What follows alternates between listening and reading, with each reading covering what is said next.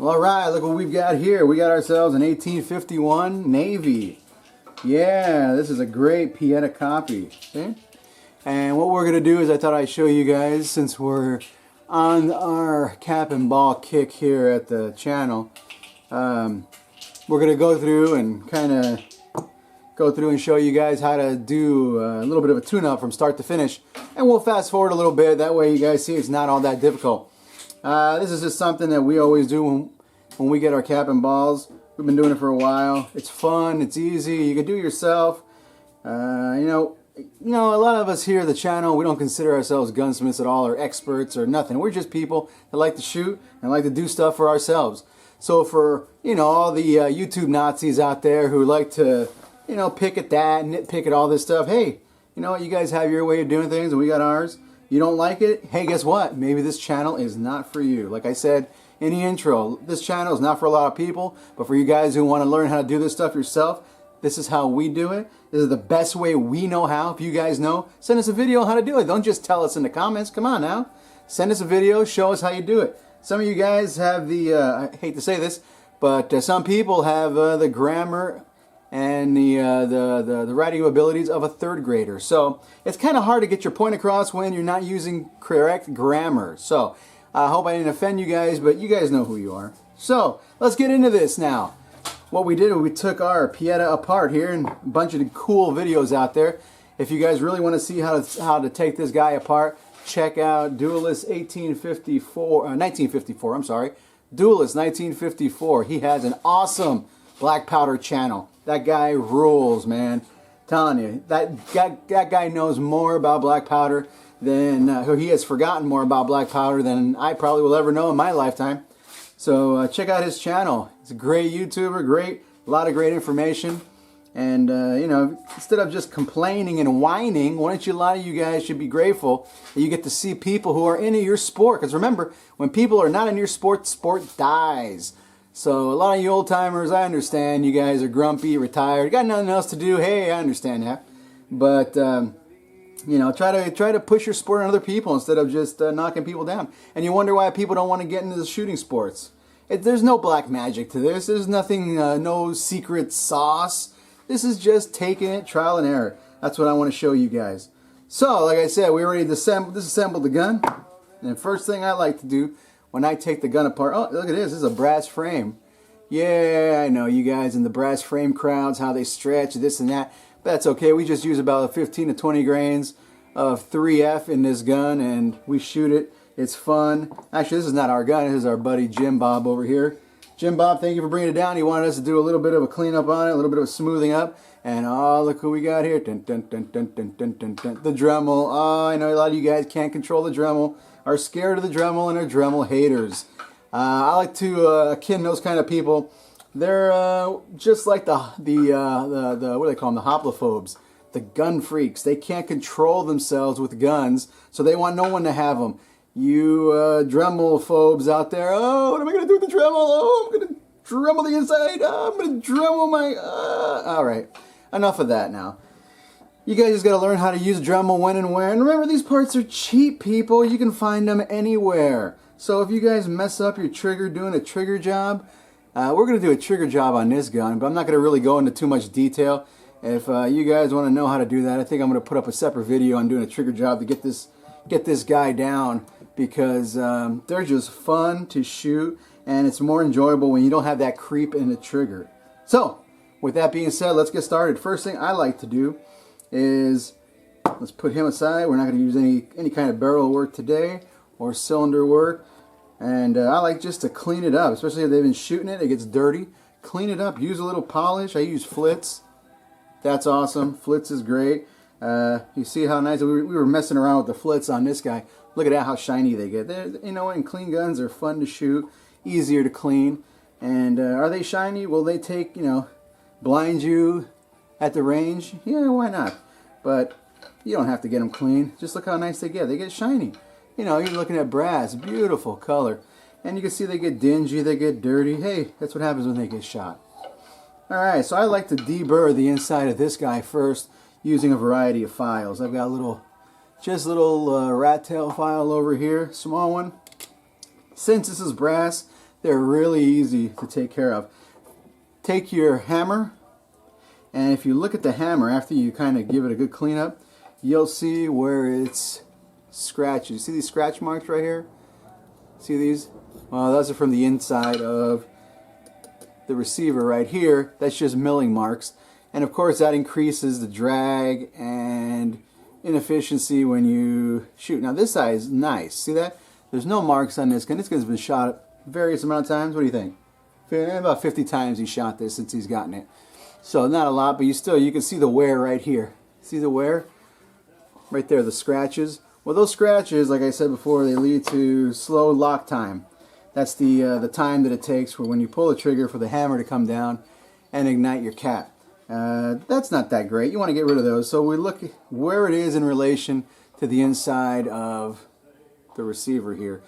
And you can see, all right, so we've got some scratches right on the inside of here.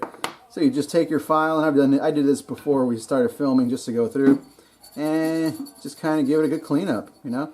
You can see some of the material that we removed already, and all you're doing is if you haven't filed before, you put the file down, just do a little bit of filing back and forth just like that. You may use a little bit of chalk. I use some chalk, but on this little guy right here, I'm not worried about it. See? Kind of wipe it down here. Let me grab a brush here. I got a toothbrush I use for removing the filings. Use some chalk. That way you don't clog your file. And that'll work. That'll work just fine. So go through here, and you know where especially you want to file. You want to make sure everything gets cleaned up. Is in where the hand rides it up and down. Right inside the hand pocket right in here. You see this right here? Right there. Any resistance in there. Let me see if I get that on film or on tape or on digital media, whatever they call it now. Whatever you can clean up in there will make the hand ride very smooth, very nice, and you won't have to worry about delayed lock time, and the action will come out feeling like glass as it is. So we'll just kind of go in here, kind of smooth it out a little bit, the channel, you know. And with when you've got brass like this, it is a piece of cake to file that up. It kind of removes the material pretty quickly, and you don't got to worry about, you know, damaging your files all that much. Let's go through here and take a look. Just take a look. You can see the high spots where we remove material. It looks good. Let's look down the hand channel here. Yeah, see, the hand channels are always rough on these guns, and you can see, well, I don't know if you can see, but on the screw over here, this is the, I believe this is the I want to say the trigger screw or the bolt screw, one of these screws. They actually went through to the other side in here, kind of broke through. So you could tell that these guns are not made with the highest quality, but hey, I think this gun was like 150 bucks when he bought it years ago. You know, for 150 bucks, what do you expect, right? You get what you pay for. You guys all know that, especially when it comes to guns. But that's why we make these videos, so you guys could check it out.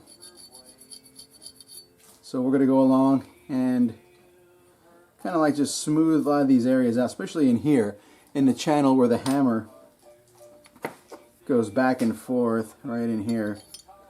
You know, the more you can reduce the burrs that are inside dragging against the hammer, the lighter you can make your spring. Where'd the spring go?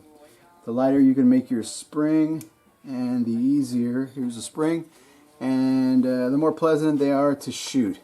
I had a lot of people were sending me emails telling me, why don't you put the spacer in between the frame and your spring? And yeah, you could do that too, you know, but you can find out what works for you. And what they're talking about is you can put a piece of leather right here. This is the bottom frame, see? That way when you put the screw back here, you've got a little more flexibility, a little more leeway. But like I said, everything works differently for everybody. So do what you want to do. If you like it, if it works, great. If it don't work, try something else. Like I said, this isn't rocket science. We're not depending on these for our life. That's what we have our ARs for, people. Remember that. The ARs are the ultimate weapon for self-defense. These guns are great relics of the past. Relive your history. But the ARs are what we use for defense. Don't ever forget that. You don't bring a knife to a gunfight. So, what I'm going to do is just kind of go through here and, you know, try to get the rest of these burrs all taken out of here, which they're not going to be that much of a problem, especially with the gun we've got here made in brass. And then what I'll do is take a little bit of the, I use, see this is a piece of copper tubing that I just smashed the ends down. And I use that on my guns, that way you don't got to worry about damaging your guns. And you kind of go in here and smooth it up, and you see how it turns black just from a lot of the residue that you can get out of there after you're filing.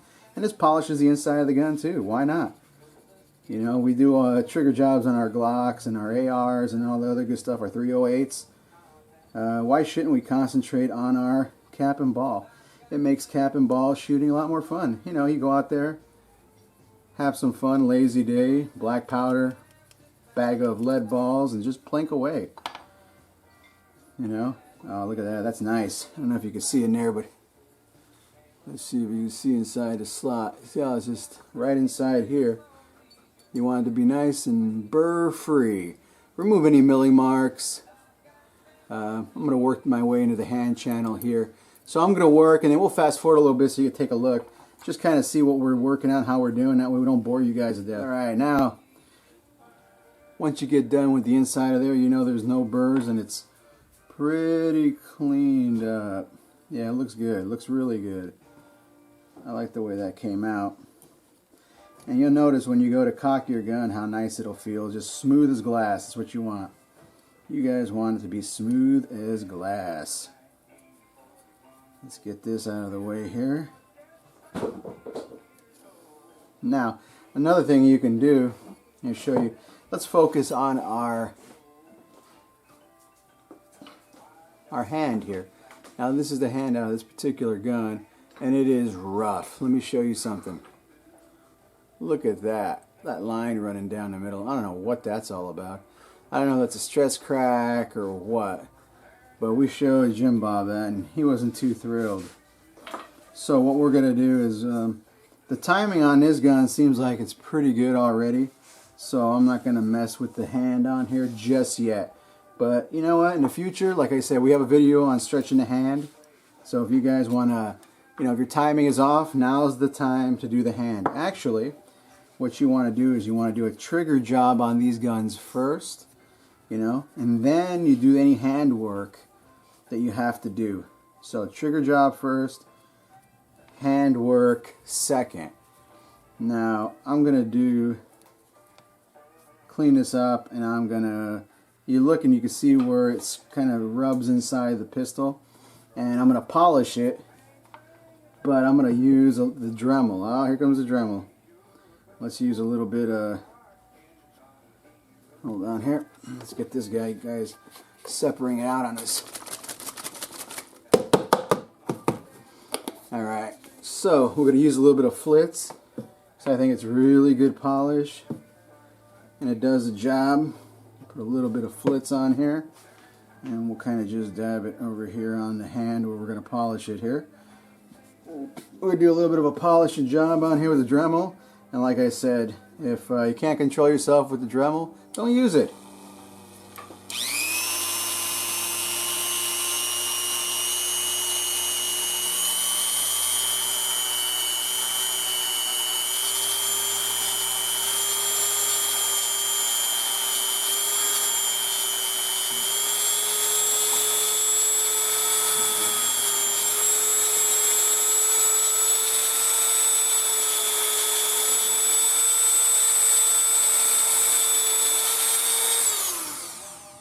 So not a lot of work. Not a lot of work. We'll take,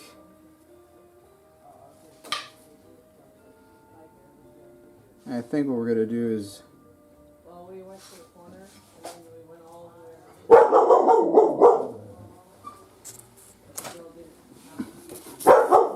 I think we're going to use a little bit of 600 grit here.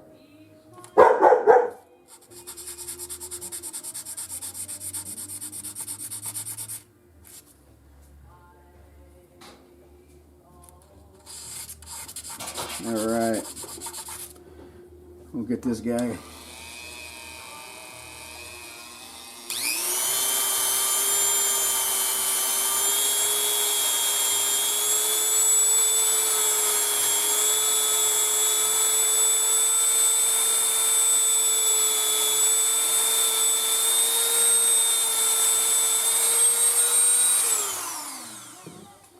So, just like that, we polished our hand. And the hand is really rough to begin with, but just a little bit of polishing. You can see right here where it's just really rough. I don't like that. Hello, is the dog. She wants to help out too. Yes, don't you? No, leave that there. That's ours. Okay. Yeah, thank you. Yeah, she's always trying to be helpful here. There you go. I'm going to do the bottom here because that's where it rubs against the bottom of the frame. And it doesn't look like it's all that smooth to begin with. So anything you can do to remove. Let's get our another little rag here since our dog took the other one. There we go. Now let's hit it with the Dremel a little bit more. Maybe a little bit more. Wipe a little bit more flitz on here. There we go.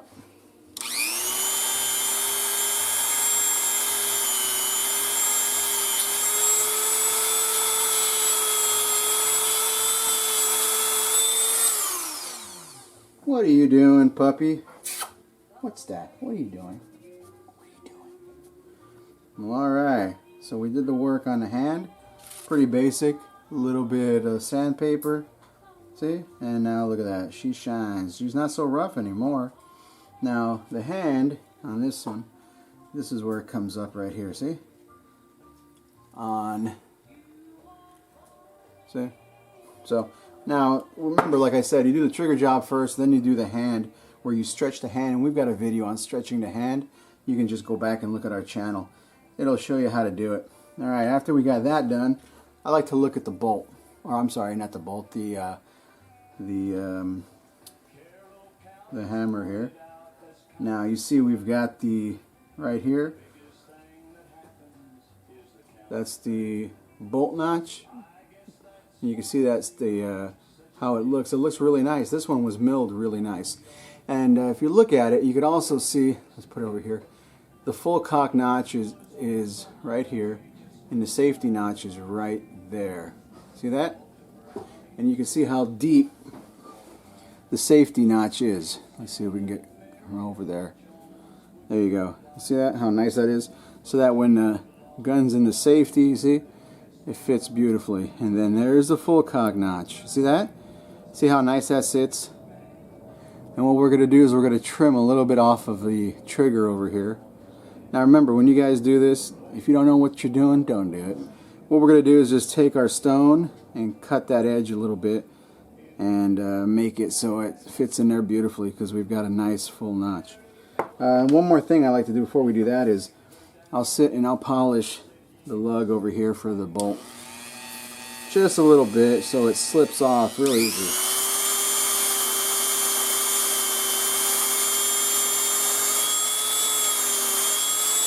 And then I'll polish the back of the trigger here.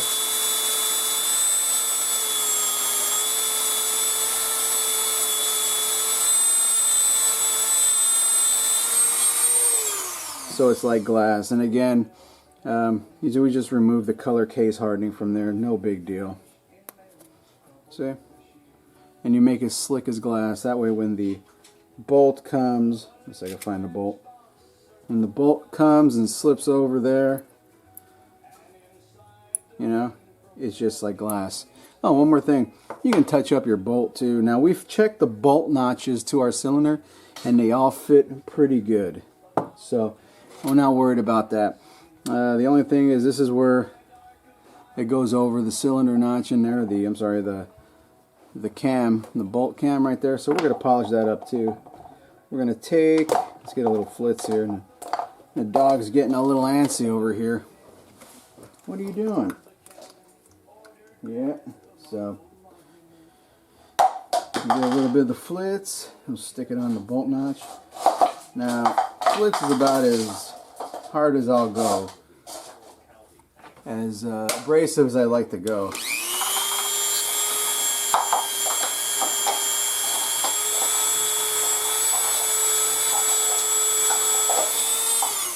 See how we shine that part up? Yeah, see that?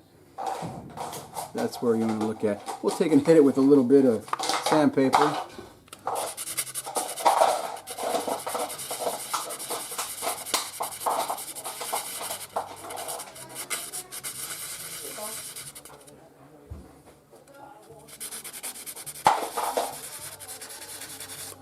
Alright, so once we get that, we'll hit it with a little bit more Dremel.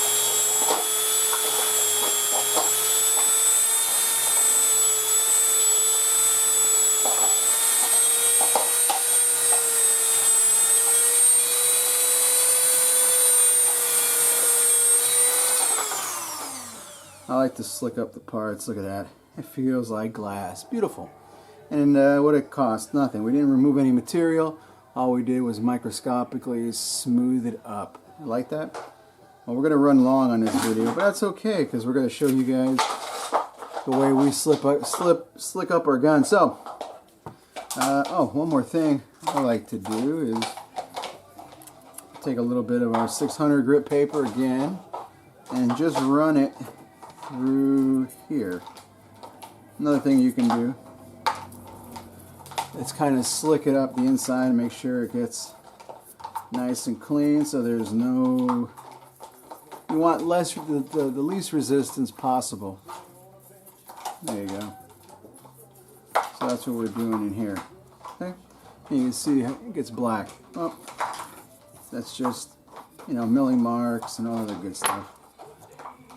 So, doesn't take any effort, any additional effort, and your guns come out a little bit slicker. And you'll see, I mean, we won't lighten up any of the trigger springs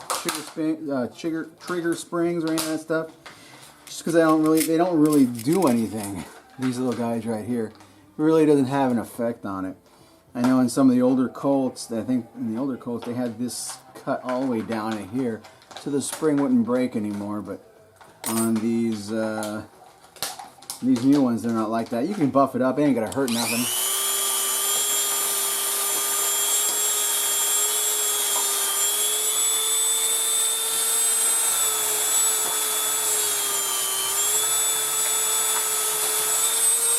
Just remember, you don't want to get the spring hot where you can't hold it, because if it does, you're going to start ruining the temper of your spring.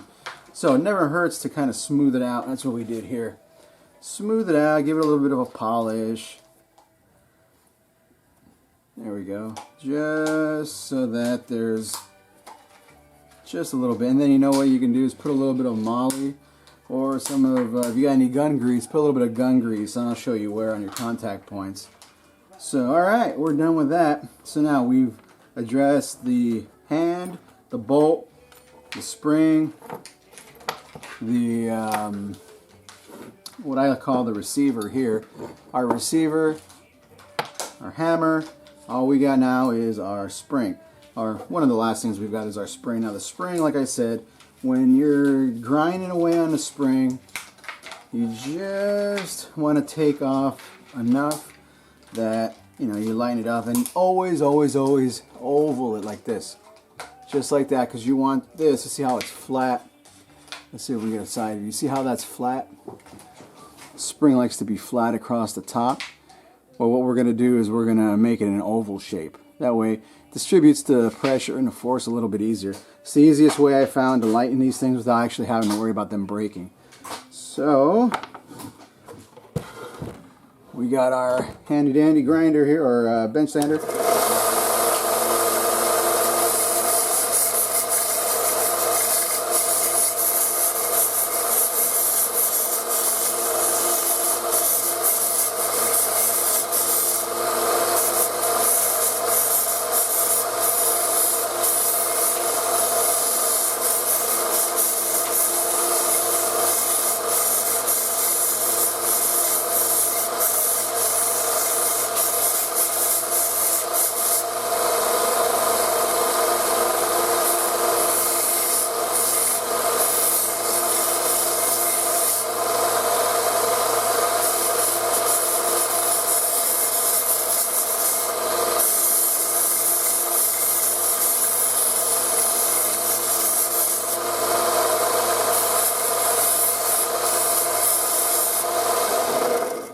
starting to get warm and you don't want it to get hot. Hotter than you can touch is no good. You don't want to ruin the temper of your spring. So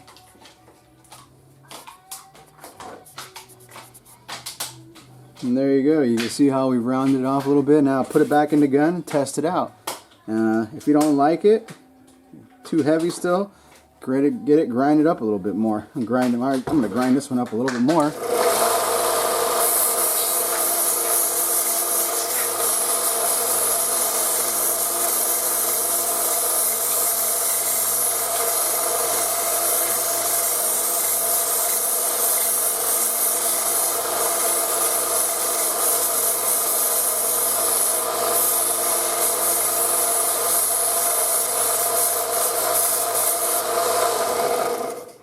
Starting to heat up again. So when it gets hot like that, you just want to back off. Now you don't want to grind up here where it sits in the hammer notch, or where it rides along the hammer right there. You don't want to grind up here, and you don't want to grind down here. This is where it attaches to the frame. So you can see how we did that. So now the spring is nice and rounded. See?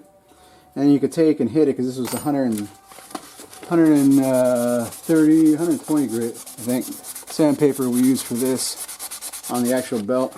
And you can just finish it off with your 600 grit. That will definitely reduce your felt cocking pressure on that. There, see? Next thing to do is put it all together, test it out. One last thing we're going to do, and I already checked this gun, and it's what's called positive, and we'll go into this a little bit later. But what I did was I checked the trigger pull on it, and what happens is anytime you do a kind of trigger job, when you start pulling the trigger, you want the hammer to cock back a little bit before it goes forward. That's how you know it's positive. So this gun is positive, but it has a long, creepy trigger. So what we're going to do is we're going to cut the back of the sear right here just a little bit, reprofile the sear, and we're going to use a stone for that. If I can find the stone, I don't know where it went. Oh, here it is. We got our stone. This is our Arkansas stone, hard Arkansas stone, and we're just going to use this, and we're going to hold it at an angle, and we're going to drag it until we get to the shape that we want. So, and then we're going to fit it to the back. Now you can also check your trigger. I'm going to show you how an easy way to do that. Take your hammer here, and you can put that in there, and then you take your trigger, and you can put that just like so, and you can see how it fits. Oh, it'd be helpful if I put it in the right way, right? You can see how it fits in the gun, just like that. There we go. Yep, hold on. It'd help if I put it in the right hole too, right? Alright. So, this is how it sits in the gun, in the action. You can see that there. So what we're going to do is we're going to remove some material from the back of the hammer. See how it sits in a full cock notch right there? We're going to remove some material from here at an angle like this. Alright. Oh, I'm going to have to leave you guys for a little bit. Dog is calling me. Alright, so let me show you what we did here after we chopped the sear. You can see on the back here, we kind of cut it at an angle. So what we did is we cut it at an angle following the file over here, like that. But remember, you're dealing with case hardened parts, so you don't want to go through the case hardening. And I'll show you what happens. Let me scroll down. I'll show you from the other video that we did, or the other shot that we showed you. And I like to work with the pieces outside just like this, so you can see exactly what's happening inside the gun. Here's the full notch cock. You see that?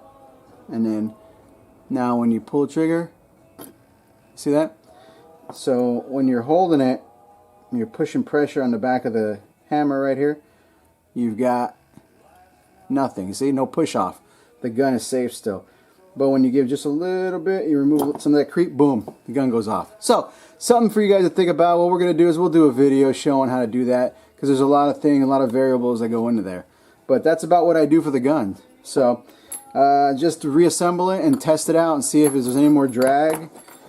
You know, redo the spring if there's too much drag on it, or if the spring is too heavy, redo the spring, and you're ready to go. That's about the basics for doing a cap and ball revolver. If you guys have any questions, comments, or concerns, send them over. Like I said, we're not gunsmiths. We're not well, we are tinkerers. That's all we are, guys. I like to shoot, and we try to shoot, do our best, and we do it because we want to be self-sufficient. That's the whole key, is being self-sufficient. So, till next time.